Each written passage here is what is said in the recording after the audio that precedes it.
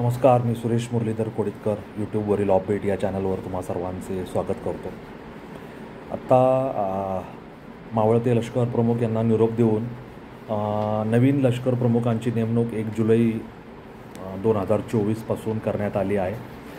General Upendra Dwivedi असे नवे लष्कर प्रमुख आपल्याला लाभलेले आहेत आणि आपले नौसेनेचे लष्कर प्रमुख आहेत ॲडमिरल दिनेश कुमार त्रिपाठी.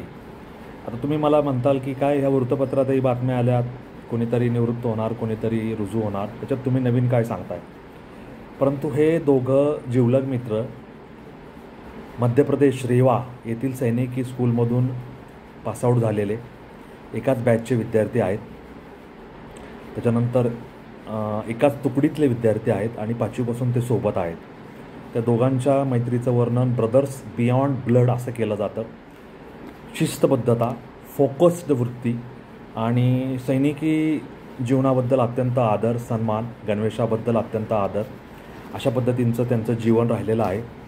मेरिटियस कारकीर्द आहे त्यांची आणि त्यांनी विविध लष्करी शिक्षण प्रशिक्षण पूर्ण करून विविध पदांवर देशातल्या विविध ठिकाणी जबाबदाऱ्या पार पाडून ते आज या सर्वोच्च पदावर पोचलेले आहेत. म्हणजे नौसेनेचं सर्वोच्च पद, म्हणजे लष्कराचं सर्वोच्च पद त्यांनी प्राप्त केलेलं आहे. म्हणजे दोन मित्रांनी आपल्या जीवनात यशस्वी होण्याच्या सर्वोच्च पातळीपर्यंत आपली झेप घेतलेली आहे आणि सर्व तरुणाईपुढे एक चांगलं उदाहरण पेश केलेलं आहे की मैत्री अशी जोपासा, मैत्रीमध्ये इतकं यशस्वी व्हा की एकमेकांच्या यशाचा एकमेकाला अभिमान वाटेल, एकमेकांच्या यशाप्रती एकमेकांचं अभिनंदन करता येईल आणि त्या अभिनंदनाचा देशालासुद्धा अभिमान वाटेल. देशसुद्धा त्या अभिनंदनामध्ये सामील होईल की मित्रांनी मैत्री जपावी, मैत्री करता करता चांगलं काम करावं, आकाशाला स्पर्श करावा यशाच्या आणि देश सेवेचं एक चांगलं मूर्तिमंत उदाहरण सादर करावं. तर ही अत्यंत चांगली अशी बातमी तुमच्यापर्यंत पोहोचवावी, तुम्हा सर्वांना सांगावी. हा एक वेगळा ऑपबीटचा विषय होऊ शकेल असं मला वाटलं, कारण दोन मित्र जे 5वीपासून एकत्र आहेत, एकाच बॅचमध्ये आहेत, एकाच शाळेत आहेत, एकाच बेंचवर बसतात.